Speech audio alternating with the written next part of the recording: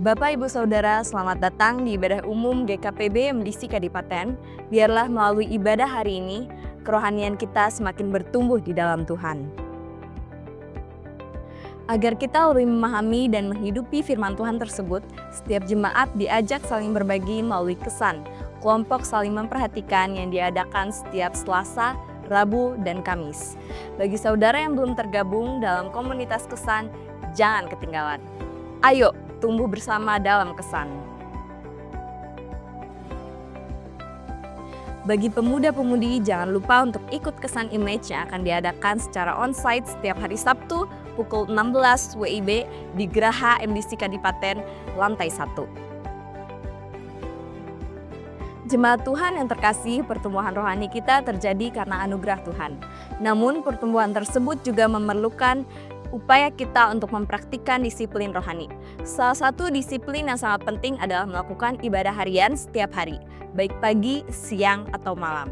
Marilah kita tekun melakukannya agar hidup kita semakin dekat dengan Tuhan dan semakin kuat menghadapi tantangan hidup. Jangan saudara lewatkan altar doa yang akan diadakan secara online pada Senin 16 Februari 2026 pukul 5 pagi melalui link Zoom yang akan dibagikan melalui grup WhatsApp keluarga MDC Kadipaten. Marilah kita bersama-sama mencari Tuhan di awal hari dan alamilah hadiratnya yang mengubahkan dan memampukan kita menjalani hari-hari di sepanjang minggu yang akan kita lewati. Jemaat yang terkasih, dalam situasi bangsa saat ini kita perlu mengharapkan kebangunan rohani atau revival terjadi atas Indonesia. Marilah kita tetap setia berdoa bersama melalui doa revival yang akan diadakan pada Jumat 20 Februari 2026 pukul 18.30 WIB di Geraha GKPB MDC Kadipaten. Doa revival ini dipimpin oleh Kesan Spirit.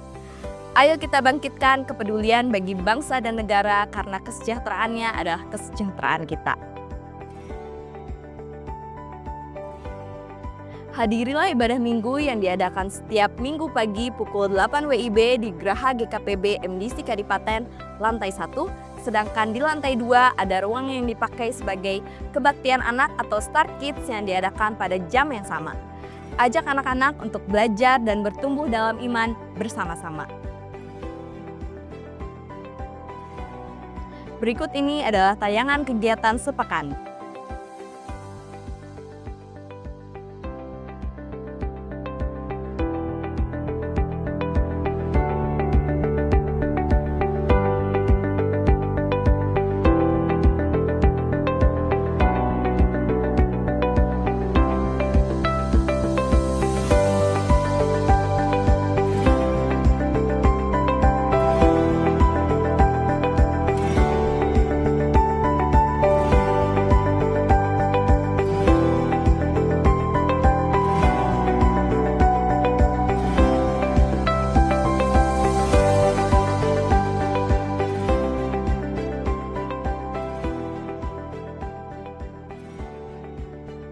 Marilah kita maju bersama dalam iman, pengharapan, dan kasih yang bertambah kepada Tuhan, dan alamilah hidup yang mengalami Tuhan, hidup berbuah.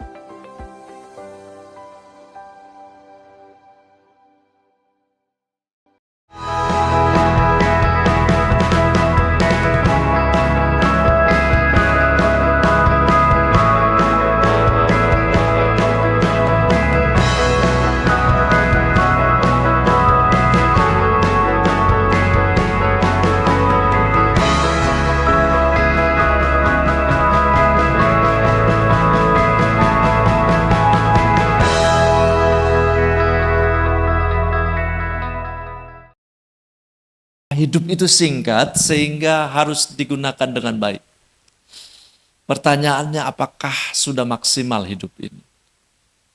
Karena sesungguhnya Tuhan mau kita produktif, bukan sekedar aktif. Ya kan? Produktivitas dengan aktivitas beda ya. Semua orang sibuk, tapi sibuk apa? Ya kan? Bermaknakah atau tidak? Untuk Tuhankah? Masih terkoneksi dengan Tuhankah? Atau sesungguhnya berjalan sendiri? Itu pertanyaan-pertanyaan yang menggelitik. Karena kalau hidup kita hanya untuk hidup, ada istilah makan untuk hidup atau hidup untuk makan ya. Coba pilih. Lebih pas makan untuk hidup atau hidup untuk makan? Makan untuk hidup ya. Tapi kenyataannya kan berarti hidup itu jauh lebih penting dari apapun juga. Hidup dalam Alkitab itu ada dua ya, ada yang disebut zoe, ada yang disebut bio dalam bahasa Yunaninya. Hidup seperti apa? Bio itu adalah hidup fisik kita. Kita bernafas, kita makan, kita beraktivitas, itu hidup. Bahkan ketika Anda duduk, secara fisik harus sehat, badan harus sehat, mata, pikiran, mulut harus sehat, itu bio. Itu hidup juga. Kalau nggak gerak, ya itu nggak bio namanya, nggak hidup. Beda dengan tidur ya. Tidur pun gerak ya, nafas, bio. Selama bernafas itu namanya bio. Tapi ada juga hidup yang lebih bukan sekedar bio saja. Ya, karena dari bio itu datang biologi ya. Tapi hidup lebih daripada bio adalah hidup yang terhubung dengan Tuhan sehingga hidupnya bermakna. Misalnya untuk membedakannya, gimana kabarmu? Sehat? Oh, itu jawaban bio. Ya kan? Matamu gimana? Tadinya itu rada nggak jelas kan? Sekarang sudah terang, Pak. Ah, itu bio. Bernapaskah dia? Coba pegang mulut taruh jari di hidung. Ah, itu bio untuk ngecek hidup. Tapi bagaimana kehidupannya? Bermakna enggak? Berikan bisa dia hidup di situ, itu ada positif enggak dia di situ? Atau ada dia atau enggak, ya sama saja. Itu namanya zoe karena hidupnya mengalami damai sejahtera, mengalami sukacita, hidupnya produktif, memuliakan Tuhan. Nah, itu zoe. Dan yang dibicarakan saat ini adalah zoe, hidup yang senantiasa segar. Kalau bilang segar itu, kita membayangkan itu seperti di pemandangan indah melihat kalau Anda sedang senang dengan yang namanya pepohonan, natur di pegunungan, ya, lihat bunga, lihat hutan. Kalau saya senang di hutan, ya, walaupun saya bukan habitatnya di hutan, tapi senang. Kalau ke hutan itu segar. Tapi kalau ada orang yang juga senang pantai, saya nggak senang yang di pegunungan, takut tinggi. Saya di pantai senang lihat ombak, ada burung-burung yang terbang di tepian pantai. Itu rasa senang. Anda haus, pingin minum, tapi nggak ada minum. Lama nggak jumpa dengan air. Tapi ketika ada seteguk minuman, sedikit saja, minum, segar. Kesegaran semacam itu adalah kesegaran alamiah. Naturnya kita, senangnya kita. Ya kan? Tapi itu kan hanya sebentar saja. Ketika ada di gunung, menikmati pemandangan indah, rasanya nyaman, segar. Ketika haus, minum, segar. Ya kan? Ketika kalau istri saya berbeda makan minum ya. Kalau saya senang yang kuah-kuah, istri saya senang yang namanya yang rada kering-kering makanannya, kriuk-kriuk. Nah, segernya kuah juga itu beda ya. Kalau memang ada saya senang dengan kuah terang, segar. Itu namanya segaran yang bisa jadi hanya ada sementara saja. Tapi yang saya bicarakan di sini adalah segar senantiasa. Segar senantiasa. Bugar senantiasa, nggak putus-putusnya. Apa itu? Itu yang Yesus janjikan, bahwa barang siapa percaya kepadaku, dari dalam hatinya akan mengalir aliran air hidup. Itu yang Yesus katakan, akulah roti yang turun dari sorga, ketika kamu makan, kamu nggak akan lapar lagi. Itu berarti kenyang terus menerus, seger terus menerus. Nah, ini yang saya ingin supaya Bapak Ibu, ayo kita sama-sama belajar. Untuk melihat bahwa hidup kita Haruslah hidup Zoe, hidup yang terhubung dengan Tuhan sehingga bermakna hidup itu. Bukan sekedar hidup di dunia ini, lahir, sekolah, kerja, menikah, punya anak, punya cucu, kalau Tuhan kesempatan punya cece dan seterusnya, siap meninggal, mati udah, habis cerita.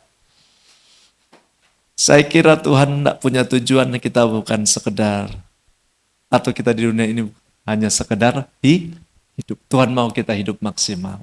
Amin. Coba sama-sama katakan hidup maksimal. Hidup maksimal. Saya nggak tanya sudah maksimalkah Anda, itu nanti dikesan. Tapi bagaimana hidup maksimal? Saya belum pernah ke Israel. Ada yang pernah ke Israel sini? Pak Matius pernah ya? Dengan Pak Kurniawan, saya ingat itu dua orang itu yang baru di gereja ini yang saya ingat ke Israel. Saya sendiri belum. Tapi saya coba belajar sedikit banyaknya karena saya mengajar perjanjian baru, mau nggak mau harus lihat peta ya, lihat kehidupan dunia perjanjian baru yang masih bertahan sampai sekarang, kulturnya, nama-namanya masih ada. Misalnya Sungai Yordan, pernah ke Sungai Yordan ya Pak ya? Kalau Sungai Yordan itu mengalir terus-menerus ya Pak ya? Mengalir terus. Dia singgah yang namanya di laut, di Danau Galilea. Danau Galilea itu adalah danau yang penuh dengan kehidupan. Saya nggak tahu Pak Matius pernah makan ikan nggak di Galilea? Ikan Petrus dan ikan mujair yang besar-besar juga ya Pak ya. Segar dan itu pasti naik perahu, merasakan seperti gelombang gimana, walaupun memang gelombangnya nggak seperti yang besar-besar ya Pak ya. Tapi intinya itu ada kehidupan di sana. Orang senang. Dan banyak kisah Alkitab lebih banyak di Galilea juga. Yesus ketemu dengan Petrus di Galilea. Ada angin sakal, ada angin di buritan itu di Galilea. Ada kehidupan juga banyak di sekeliling di Galilea. Tapi berbeda dengan satu aliran yang sama Sungai Yordan, tapi ujungnya apa? Ada laut mati. Pernah ke laut mati juga ya Pak ya? Ya senang, tapi betah nggak di sana di laut mati? Kenapa? Karena panas di sana dan itu memang di bawah permukaan air, mungkin 300 atau 400 meter di bawah permukaan air. Dan Sungai Yordan berhenti di situ. Tidak lagi mengalir kemana-mana. Saya coba selidiki, kenapa kok debit air yang masuk, stop di situ tapi tetap stabil. Kalaupun naik sebentar, turun sebentar, tapi nggak luber. Kenapa? Rupanya terjadi penguapan karena masuk di situ, kadar garamnya tinggi, yang mengalir adalah air tawar, yang sisanya garam. Sehingga ada di situ Anda bisa lihat, orang bisa. Nggak harus terkelelep di situ, bisa ngapung. Ya, bisa ngapung. Kenapa? Karena airnya yang tawar justru meluap. Bukan meluap, menguap. Kalaupun ada kehidupan di situ, kata Ibu Wanita kemarin itu hanya beberapa kehidupan saja. Misalnya alga dan seterusnya. Ya, tapi untuk yang lain ada ikan nggak di situ? Nggak ada. Apa yang membedakan Danau Galilea dan Laut Mati? Apa membedakan? Padahal dia mendapatkan dari sumber air yang sama. Anda bisa mendapatkan jawaban. Danau Galilea ada saluran untuk keluar. Mengalir lagi. Debit air yang masuk sama dengan debit air yang keluar minimal. Pasang surut tergantung hujan ya dan tidaknya. Tetapi dia punya saluran untuk mengalirkannya kembali. Sementara Laut Mati itu dia stop sampai di situ, dia hanya menghilang saja, menguap saja. Ini kultur yang unik, yang pernah ada di timur laut sana. Apa yang kita bisa dapat di sini?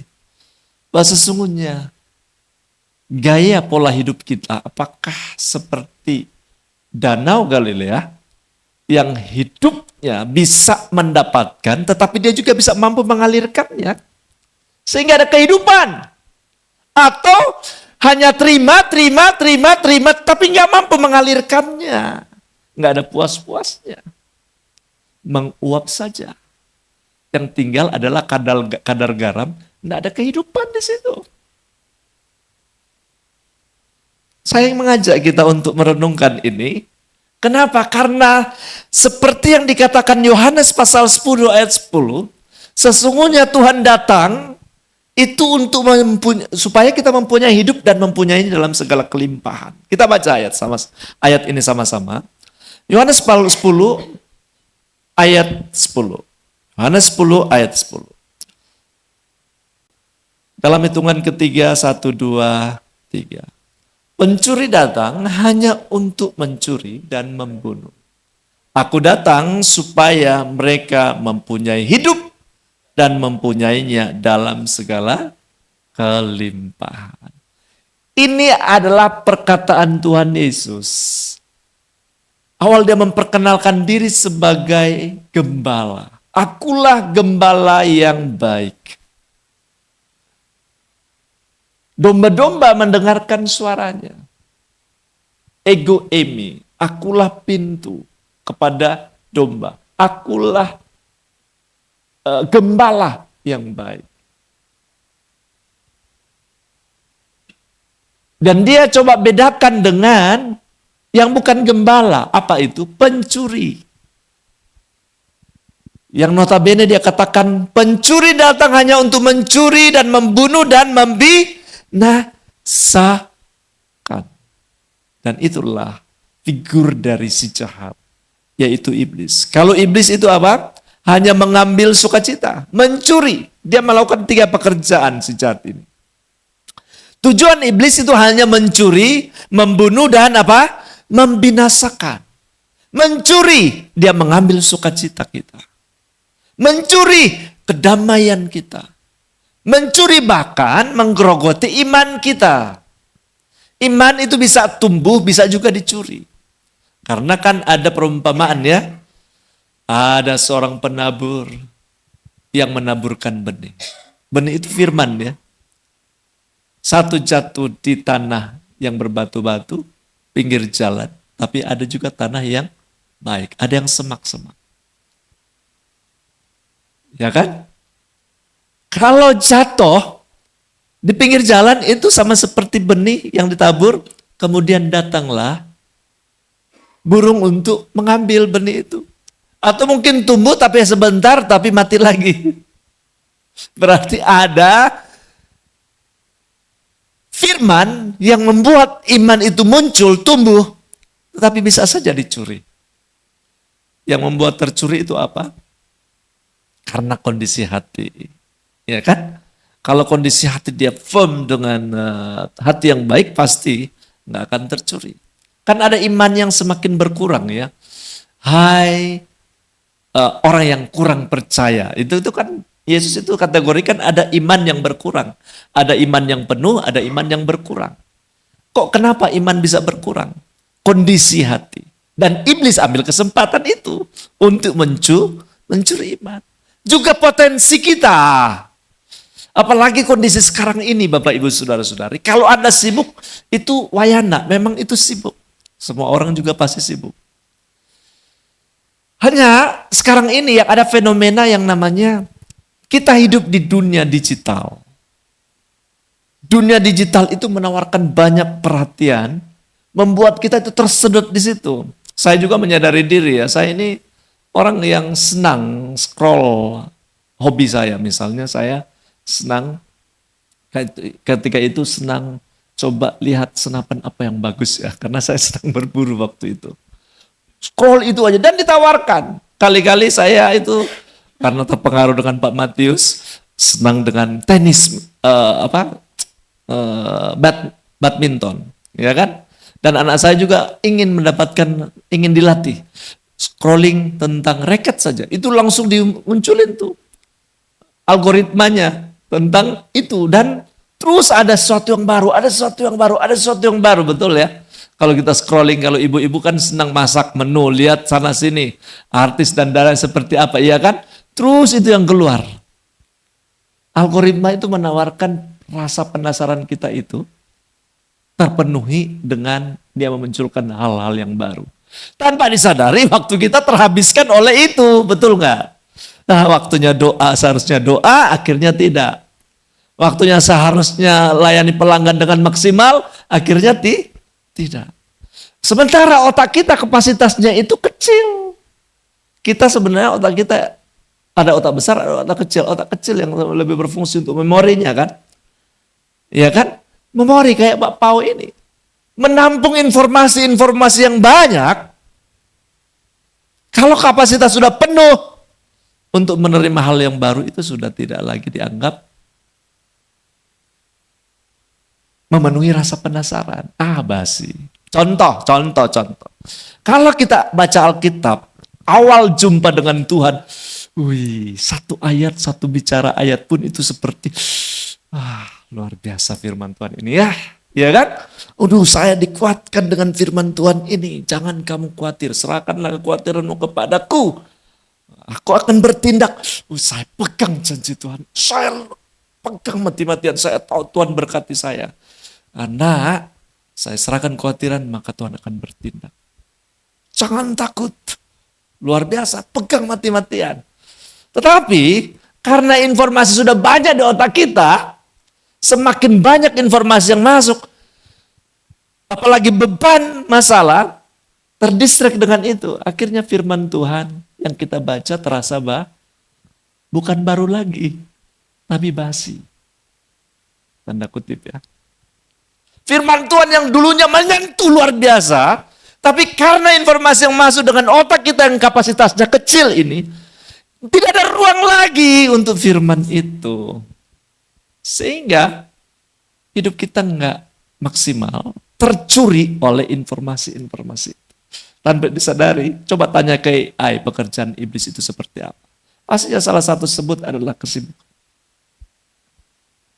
Dia mengambil perhatian kita, apa yang kita sukai dia itu suguhin. Dan kita tertarik dengan itu, akhirnya firman Tuhan itu menjadi hal yang tidak penting lagi. Mungkin kita tidak sengaja, tapi iblis coba mengambil itu sehingga merusak potensi kita. Ya, seharusnya kita bisa maksimal dengan hidup ini. Saya ingat, saya sudah setengah abad Bapak Ibu. Sadar berarti tinggal 15 tahun lagi saya ini pensiun dari struktural gereja. Karena GKPB ada aturan pensiun 65 tahun. Saya ingat saya udah lebih dari 10 tahun di sini. Dari 2011 berarti udah 15 tahun. Mungkin 15 waktu saya datang ke sana, saya sudah tidak ada lagi pensiun. Mungkin saya bisa bergereja di sini. Mungkin saya bisa bekerja di tempat lain, artinya di GKPB lain, tapi secara struktural saya tidak lagi sebagai DPJ. Itu aturan, tidak lagi sebagai gembala.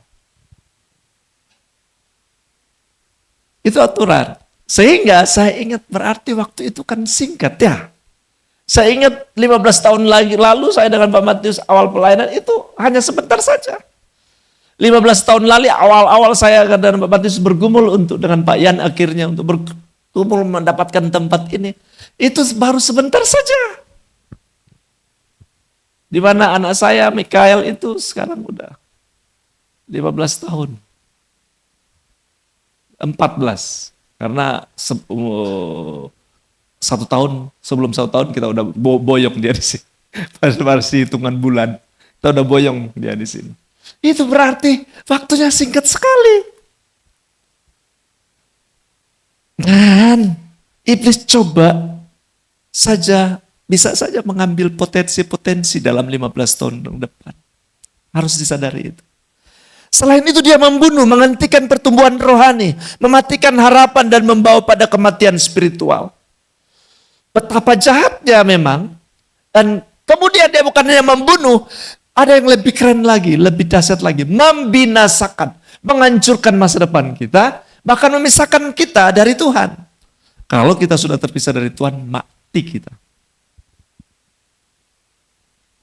Bersyukur ada berita baik. Bahwa Tuhan datang untuk memberi kita hidup. Amin. Zoe, hidup bukan sekedar bernafas, hidup bukan sekedar beraktivitas, bergerak, tapi hidup bermakna.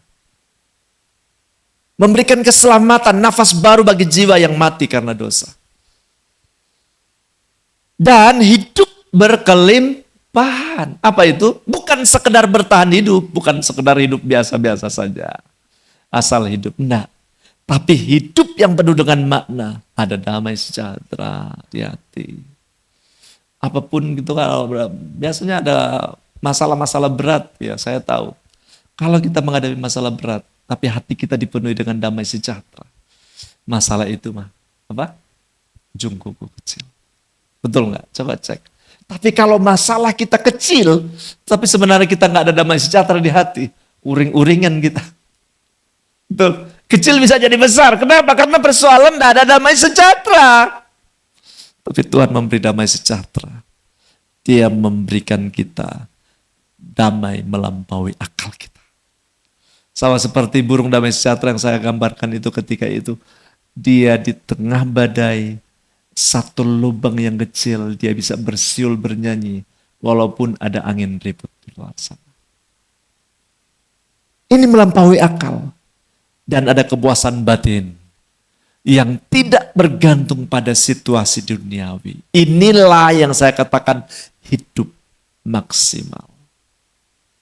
Hidup bukan sekedar hidup, tapi hidup memberi dampak seperti firman Tuhan khotbah minggu yang lalu.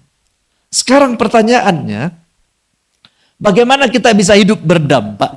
Saya ingin ajarkan atau ajak kita untuk melihat Matius 25 ayat 24 sampai 30. Ya. Kita belajar dulu dari yang sikap dari seorang yang tidak mengembangkan talenta. Karena di dalam Matius pasal 25 itu bicara tentang akhir zaman. Dan Tuhan sentuh bahwa akhir zaman itu sama seperti kerajaan sorga yang datang ke dunia ini. Nah, kerajaan sorga itu digambarkan sama seperti seorang raja yang bepergian. Ya, seorang pedang yang bepergian, bos ini yang bepergian, tapi mempercayakan talenta-talentanya kepada hamba-hambanya. Ada 3 hamba yang dipercayakan. 1 dipercayakan 5 talenta, 1 dipercayakan 2 talenta, kemudian orang yang ketiga dipercayakan 1 talenta. Sesuai dengan kesanggupannya. Ya, kualitasnya sama. 1 sama dengan 5 sama dengan 2. Karena sesuai dengan kesanggupan. Karena kalau 1 dipercayakan 2 pasti dia nggak sanggup pikul.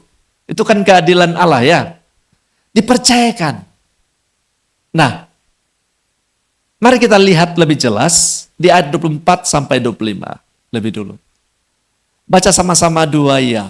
Kini datanglah juga hamba yang menerima 1 talenta itu dan berkata, Tuan, aku tahu bahwa Tuan adalah manusia yang kejam, yang menuai di tempat di mana Tuan tidak menabur, dan yang memungut dari tempat di mana Tuan tidak menanam. Karena itu aku takut dan pergi menyembunyikan talenta Tuan itu di dalam tanah. Ini terimalah kepunyaan Tuan. Seorang Tuan, bos datang kembali setelah bepergian, minta pertanggungjawaban. Yang luar biasa, yang 5 dipercayakan dia menjalankannya. Dia memaksimalkan menjadi 10. Bukan 7, bukan 8, bukan 9,9. Tapi 10, karena maksimal itu harus dilipat gandakan. Dari 5 jadi 10. Yang 2, bukan jadi 2,9, tapi jadi 4. Bukan 3,9999 tapi jadi 4. 4 maksimal. 1 dipercayakan, kalau dipercayakan 1 seharusnya jadi maksimal jadi berapa? 2. Sama kualitasnya. Tuhan tuntut maksimal. Persoalannya yang 5 jadi 10, Tuhan percayakan jadi 5 jadi 10, Tuhan bilang sabaslah atau baiklah perbuatanmu engkau yang setia. Mari menikmati kesukaan Tuhan. Yang 2 dipercayakan 2 datang. Ini Tuhan yang sudah Tuhan percayakan, saya sudah kembangkan menjadi 4. Ayo hambaku yang baik. Ayo nikmati kebahagiaan Tuhanmu. Yang 1, ragu dia, takut. Ketika dia menerima 1 ini, mungkin dia bersungut. Kenapa saya cuma 1 ya? Mungkin dia sibuk dengan berkata, jahat sekali Tuhan ini. Yang lain dipercayakan 2, yang lain dipercayakan 5. Saya cuma 1. Urusannya hanya mikir untuk harga dirinya. Akhirnya dia tidak mengembangkannya. Padahal kalau dia percayakan 1, dia dilipat gandakan jadi 2. Bisa saja Tuhan percayakan 2 menjadi 4 dan seterusnya. Tapi dia berhenti hanya menerima tapi tidak mengalirkannya. Ini tipikal Danau Galilea atau tipikal Laut Mati. Ya, Laut Mati dia hanya menerima tapi tidak menyalurkannya. Padahal Tuhan bilang, aku datang untuk memberi engkau kelimpahan. Jangan ragu dengan janji Tuhan itu. Karena dia mau kita dipercayakan banyak hal atau sedikit hal. Tuhan mau kita mengembangkannya dengan tanggung jawab. Hanya persoalannya dia tidak menyalurkannya. Dan Tuhan minta pertanggungjawaban. Ketika dia tidak mampu mempertanggungjawabkan, dia takut menyembunyikan talenta itu dalam tanah. Dan kemudian dia hanya menyerahkan 1. Dia nggak mampu mempertanggungjawabkan. Akhirnya Tuhan berkata di dalam ayat selanjutnya. Ayat 26. Maka jawab Tuannya itu, hai kamu hambaku yang jahat dan malas. Jadi kamu sudah tahu bahwa aku menuai di tempat mana aku tidak menabur dan memungut dari tempat di mana aku tidak menanam. Karena itu. Sudahlah seharusnya uangku itu diberikan kepada orang yang menjalankan uang. Supaya sekembalinya aku menerimanya serta dengan bunganya. Ini prinsip yang luar biasa. Tuhan mau kalau kita sudah terima uang, kita terima kepercayaan, baiknya kita kembangkan. Kalau memang kita merasa nggak sanggup, jangan simpen. Tetapi percayakan itu kepada yang lain supaya orang lain itu mengembangkannya dan dia bisa artinya kalau kita sudah tidak mengembangkan, jangan halang-halangi orang untuk berkembang gitu loh. Ini dia tidak menghendaki orang lain berkembang, dirinya juga itu menghendaki untuk dirinya hanya mempersalahkan, hidup di dalam mempersalahkan Tuannya. Sibuk saja mempersalahkan. Sibuk saja mempersalahkan. Akhirnya urusan mengembangkannya terhambat. Apa yang terjadi? Talenta yang seharusnya jadi 2, cuman tersimpan jadi 1. Tuhan bilang, sebab itu ambillah talenta itu daripadanya dan berikanlah kepada orang yang mempunyai 10 talenta itu. Artinya Tuhan ingin memulihkan bukan orang ini lagi, tapi talenta itu harus diambil dan dipercayakan ke yang lain. Berarti betapa berharganya talenta ini ya. Talenta di dalam perjanjian baru itu sama seperti 34 kilogram emas. Talenta. Kalau di kurs sekarang ya, mungkin itu kalau kurs dolar 15.000, ya 1 gram atau 1 kilo berarti 60 berapa?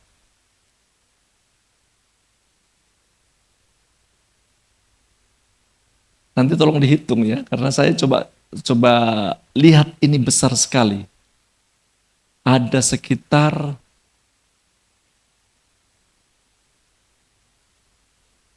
30-an miliar kelihatannya ini. Besar sekali. Luar biasa. 60.000 US dollar. 1 kilo. Kali 32 saja. 34. Nanti Pak Ian nanti setelah urusan ini nanti hitung-hitungan dengan Pak Ian. Saya nggak punya kesempatan untuk hitung. Baru keingat ini harus dihitung. Tapi intinya itu 1 talenta 34 kilogram. Dikonversi aja dengan kurs sekarang. Bunyi puluhan M. Dan saya tahu Tuhan percayakan kita nggak ecek-ecek. Lebih daripada itu, Tuhan tahu apa yang Tuhan percayakan kita sangat berharga. Karena berharganya, ketika kita nggak mampu mempertanggungjawabkan, dia proses orang yang tidak bertanggungjawabkan itu dengan mengenyahkannya, tapi dia ambil talenta itu supaya dipercayakan lagi ke yang lain. Kenapa? Karena betapa berharganya. Tadinya Tuhan mempercayakan kepada orang ini karena melihat nilai kesanggupan orang ini. Tetapi ada harganya kan berarti. Tapi ketika dia tidak mampu mempertanggungjawabkan, tidak ada harganya lagi dia. Selain talenta yang tetap itu ada. Tetap berharga. Talenta walaupun tidak dikembangkan, dia tetap satu talenta. Tapi ketika orang tidak dapati Tuhan tidak mengembangkan, dia jadi downgrade. Tidak lagi dapat dipercaya. Sehingga masalah kepercayaan Tuhan ini bagi saya sangat penting. Melebihi dari talenta apapun juga sebenarnya. Matius pasal 25 ayat 29 katakan, karena setiap orang yang mempunyai kepadanya akan diberi, sehingga ia berkelimpahan. Tetapi siapa yang tidak mempunyai apapun juga yang ada padanya akan apa? Diambil daripadanya. Dan ini sangat membuat kerugian besar dalam diri kita sebenarnya. Dan campakkanlah hamba yang tidak berguna itu ke dalam kegelapan yang paling gelap. Di sanalah akan terdapat kertak gigi. Berarti kepercayaan itu sangat dinilai penting oleh Tuhan. Satu talenta pun itu, walaupun satu, itu berharga sekali. 30-an kilogram emas. Hanya persoalannya, dua hal kesalahan saya lihat dari seorang satu yang dipercayakan. Pertama, dia membandingkan satu talenta itu dengan yang lain. Padahal satu talenta itu juga udah berharga, sehingga dia merasa kecil. Yang kedua, malas mengembangkan. Kemalasan bisa terdistraksi karena mempersalahkan terus tuannya. Iri hati dengan dua orang yang dipercayakan lebih daripada dia. Padahal sama kualitasnya. Dan Tuhan mau kita terhindar dari persoalan hidup tidak maksimal ini. Amin. Kita haruslah hidup maksimal. Masih ada kesempatan 15 tahun saya di sini untuk mengembangkan hidup maksimal. Saya tahu itu. Dan berapa usia saudara sekarang ini? Ada berapa tahun lagi harus mengembangkan pelayanan? Apa yang harus kita lakukan hari-hari ini? Saya ingin bagi 3 paling tidak. Bagaimana hidup maksimal? Bagaimana hidup maksimal? Secara sederhana saya ingin kita belajar bersama-sama. Yang pertama, hidup maksimal adalah hidup dengan visi. Bukan sekedar rutinitas. Kalau rutinitas itu adalah pekerjaan yang menjebak kita untuk lakukan ini, lakukan itu, tapi aktivitas saja, tapi nggak bermakna. Tapi yang Tuhan mau adalah hidup kita harus digerakkan dengan visi. Apa visi yang Tuhan taruhkan dalam diri kita hari-hari ini? Visi dalam keluarga, visi dalam gereja, visi pribadi. Dan hendaklah visi ini bukan sekedar rutinitas. Karena ayat yang ke-14 dan 15 dikatakan di sana, kita baca sama-sama. 2, ya. Sebab hal kerajaan sorga sama seperti seorang yang mau bepergian ke luar negeri, yang mengambil hamba-hambanya dan mempercayakan hartanya kepada mereka. Yang seorang diberikannya 5 talenta, yang seorang lagi 2, dan yang seorang lagi 1. Masing-masing menurut kesanggupannya. Ini luar biasa. Visi bicara tentang kepercayaan Tuhan bagi kita. Kepercayaan yang bukan sekedar kita pegang tapi dijalankan. Karena apa? Ada satu waktu kita harus mempertanggungjawabkan kepercayaan itu kepada bos kita. Siapa? Tuhan. Itulah visi. Dan hidup kita harus digerakkan oleh visi itu. Yaitu hidup bertanggung jawab dengan talenta yang Tuhan percayakan. Karena nanti satu kali kelak ingat, Tuhan tidak sekedar buat kita hidup di dunia ini, tapi dia punya tujuan. Supaya kita hidup maksimal. Dan satu kali kelak, sekali lagi dia akan datang untuk meminta pertanggungjawaban. Nah, visi lahir dari apa? Pertama, kesadaran. Saya ini dipercayakan Tuhan dengan tujuan. Yang kedua, rutinitas itu berkata apa? Kalau visi berkata, saya ini dipercaya Tuhan dengan tujuan, rutinitas itu akan bilang begini, saya cuma menjalankan saja. Hidup sehari-hari. Hanya sekedar hidup saja. Tapi gak digerakkan dengan tujuan. Saya lihat, orang-orang yang gak digerakkan oleh visi, biasanya hidupnya biasa-biasa saja. Tapi orang yang digerakkan dengan visi, biasanya itu dia akan terus bergerak. Dia akan terus bergerak. Dia akan terus bergerak. Dia harus terus bergerak dengan penuh kesetiaan dan gigih dalam mencapai visi itu. Dan saya tahu Tuhan mempercayakan banyak hal di dalam diri kita. Coba pegang dada saudara. Di dalam diri saya Tuhan percayakan sesuatu. Amin. Sadari itu. Di dalam diri saudara paling tidak waktu. Paling tidak kesehatan. Paling tidak masih ada kekuatan untuk bergerak. Dan hendaklah hidup kita dipenuhi dengan visi. Karena ayat 14 itu. Kerajaan sorga itu sama seumpama orang yang bepergian. Tapi mempercayakan kepada kita. Dan Bapak Ibu Saudara pernah ingat mungkin apa yang saya pernah sampaikan. Ada 2 orang yang memindahkan batu. Bekerja, beraktivitas, memindahkan batu. Dua-dua memindahkan batu. Dua-dua memindahkan batu. Tapi ada 2 yang membedakan. Dari 2 orang ini membedakan batu. Yang satu memindahkan batu dengan tujuan, digerakkan oleh visi. Yang satu hanya sekedar aktivitas, rutinitas. Waktu ditanya sama orang pertama yang memindahkan batu, Pak, mau dibawa kemana batu ini? Saya juga nggak tahu. Yang penting saya memindahkannya saja. Beraktivitas. Tapi kemudian ditanya kepada orang yang kedua, Pak, mau dibawa kemana batu ini? Dia langsung menjawab, saya punya tujuan. Ingin membangun jembatan. Sehingga saya memindahkan batu ini ke atas. Jadi jelas ya, ke atas. Satu persatu dia bawa ke atas. Tiba saatnya dia membangun jembatan supaya bisa menghubungkan sisi satu ini kepada sisi yang lain. Sehingga bisa menghubungkan 2 wilayah. Ini luar biasa.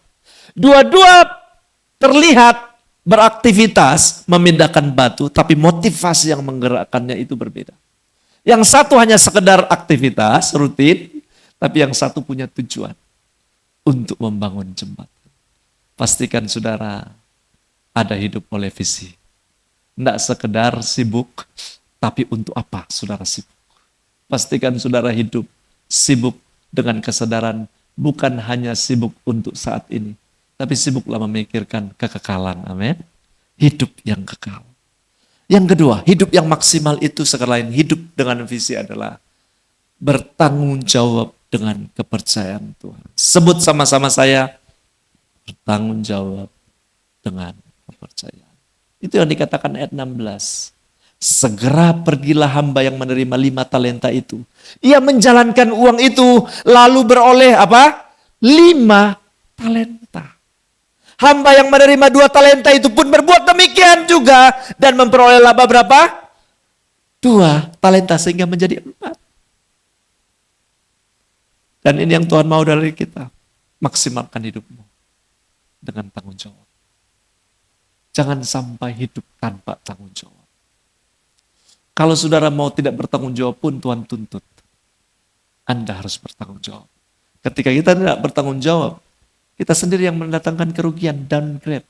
Talenta mah tetap, kepercayaan mah tetap, tapi kita terdowngrade. Tapi ingin maksimal, kita akan naik level up. Amin. Kita akan dipercayakan Tuhan lebih banyak.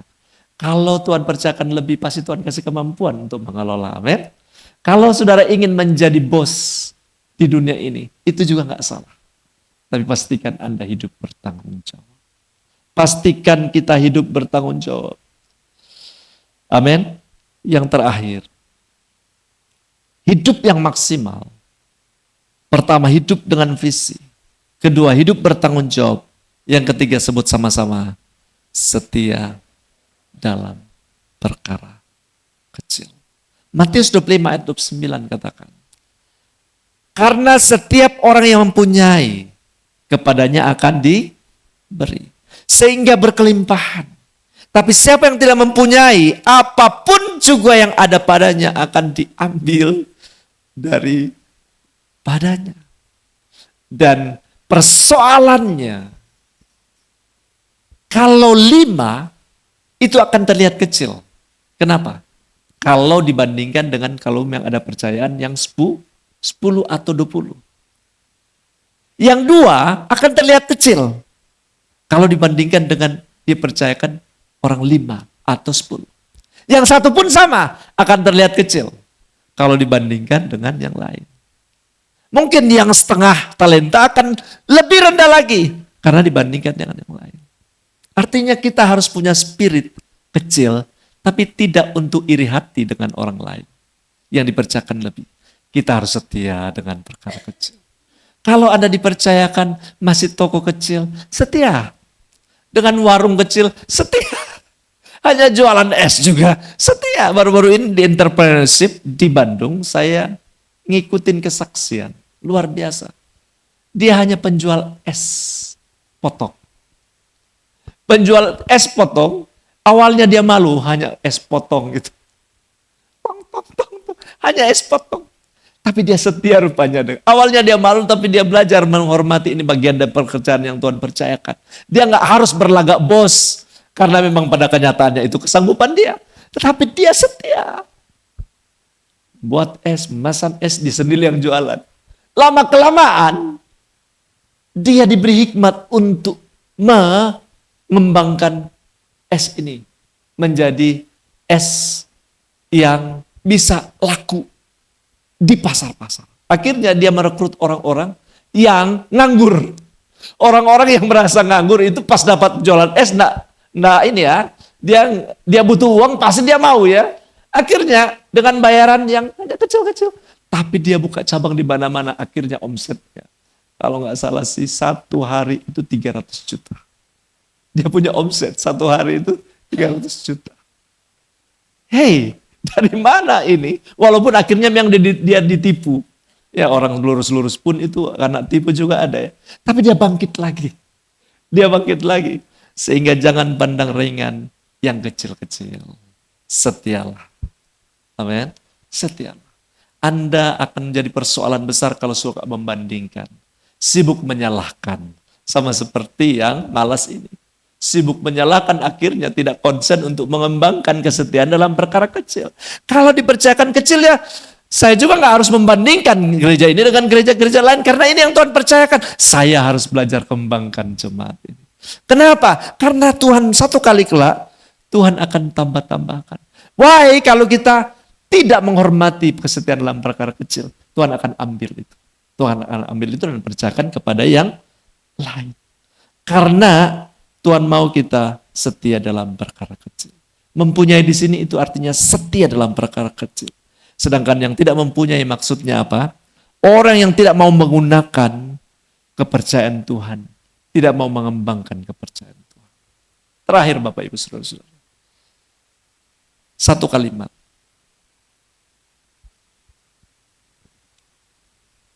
Hiduplah maksimal. Karena itu tanggung jawab kita. Dan dibuktikan dengan kesetiaan kita dalam perkara kecil. 1 kali kelak Tuhan datang. Tuhan akan bangga dengan kita. Amin. Hai hambaku yang setia dan baik. Nikmatilah kesukaan Tuhan. Mari kita bangkit berdiri bersama-sama. Mari kita rendahkan hati di hadapan Tuhan. Tuhan ada di tengah-tengah kita. Tuhan mau kita hidup maksimal hari-hari. Kalau ada ruang kita mempersalahkan orang lain. Kalau ada ruang kita masih sibuk dengan saya kecil mah. Hanya kecil yang Tuhan percayakan ke saya dibandingkan dengan yang lain. Akhirnya iri hati. Kita bertobat. Tuhan mau kita fokus mengembangkan kepercayaan yang Tuhan percayakan kepada kita. Apapun itu, haruslah kita bertanggung jawab di hadapan Tuhan.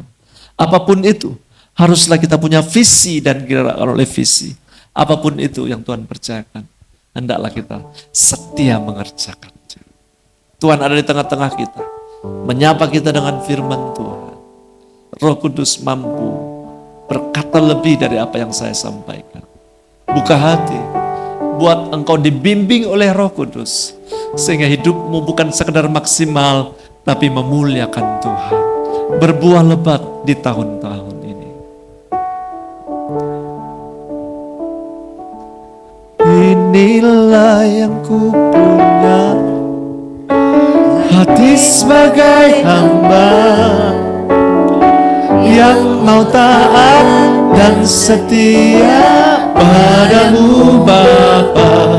Kemanapun ku bawa, hati yang menyembah dalam roh dan kebenaran sampai selamanya. Oh, biarlah ini jadi ungkapanmu di hadapan Tuhan. Ku tak membawa apapun juga saat ku datang ke dunia. Oh, ku tinggal semua pada akhirnya saat ku kembali ke surga.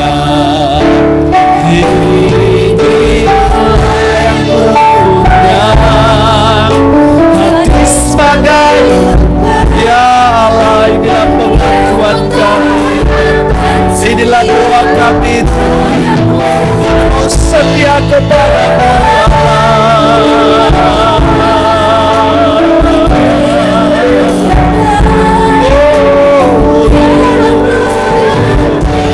inilah yang ku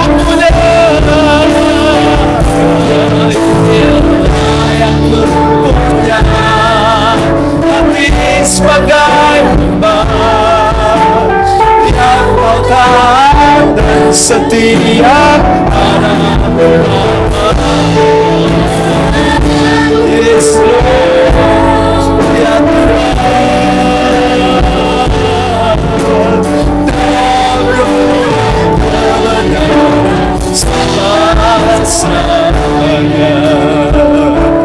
Izinkan Roh Kudus bekerja dalam hatimu, membenahi apa yang perlu diperbaiki, sehingga hidupku maksimal di hadapan Tuhan. Ada saat-saatnya engkau banyak hidup membuang-buang waktu, sibuk dengan mempersalahkan situasi dan orang lain. Saat ini Roh Kudus biarlah diizinkan berkarya, mengarahkan kembali hidupmu, sehingga hidup kita hidup maksimal di dalam nama Yesus. Oh Roh Kudus, terima kasih. Oh Roh Kudus, berkarya terus. Oh Roh Kudus, berkarya di tengah-tengah jemaat-Mu. Ini umat-Mu yang rindu akan Tuhan, yang rindu hidup maksimal di hadapan-Mu Allah. Kami rindu hidup berbuah. Kami rindu bukan sekedar aktivitas, bukan sekedar rutinitas. Kami hidup produktif di tahun ini ya Allah. Haleluya, haleluya, haleluya.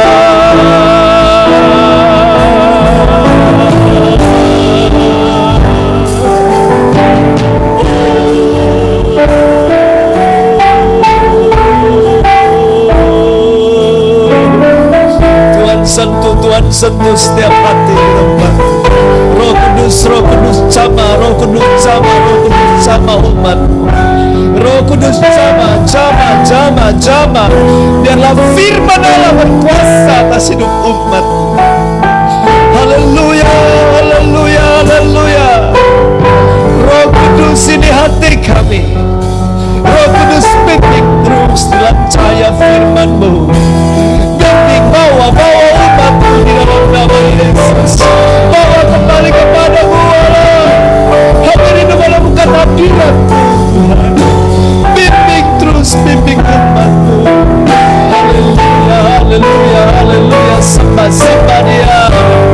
sembah. Beri hidupmu dalam jalan kemaksimalan. Beri hidupmu kepada Dia. Hanya terhubung dengan Dia hidupmu akan maksimal. Hanya dengan Tuhan hidupmu akan berarti. Dia memberi kelimpahan. Haleluya. Di dalam nama Yesus. Haleluya.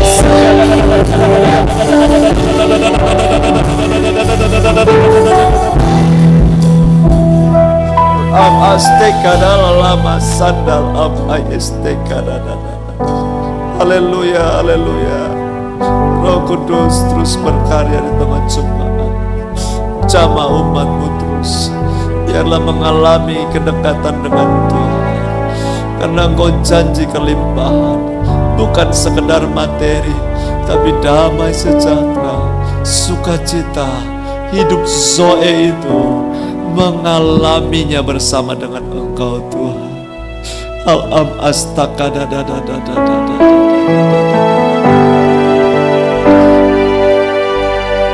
Angkat tanganmu di hadapan Tuhan penuh kerendahan hati. Saya akan doa, tapi Tuhanlah yang memberikan kemenangan kepadamu. Tuhan berkati umatmu dengan penuh kerendahan hati kami datang. Jamah dan pegang setiap tangan jemaat. Tuntun dalam jalan kemaksimalan Tuhan. Bawa keluar dari zona nyaman untuk hidup merdeka. Hidup mengalami hidup berkelimpahan. Jauh dari pencurian, jauh dari pembunuhan, jauh dari pembinasaan, dari rancangan si jahat di dalam nama Yesus. Lepaskan umatmu dari si jahat. Berjalan dalam jalan kemenangan, sebab Engkaulah gembala yang baik itu. Beri makan umatmu Tuhan. Beri kesegaran kepada jemaat. Damai sejahtera sukacita mengalir bagimu dalam hati. Kegelisahan hilanglah di dalam nama Yesus. Alami rest di dalam Tuhan. Alami kelegaan di dalam Tuhan. Alami kesegaran baru di dalam Tuhan. Di dalam nama Yesus. Dengan Tuhan engkau akan melakukan perkara-perkara besar. Dengan Tuhan engkau akan melihat mujizat. Pintu-pintu yang tertutup dibukakan. Beban berat hilanglah ya Allah. Ganti dengan kelegaan.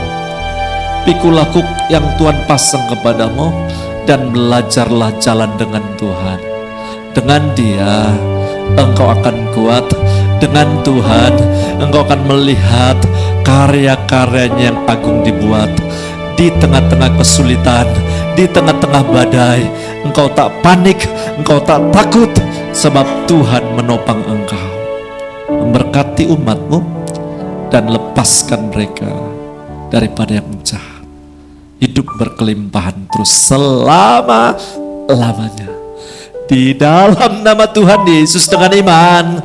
Terima kasih Tuhan. Haleluya. Amin. Tuhan Yesus berkati.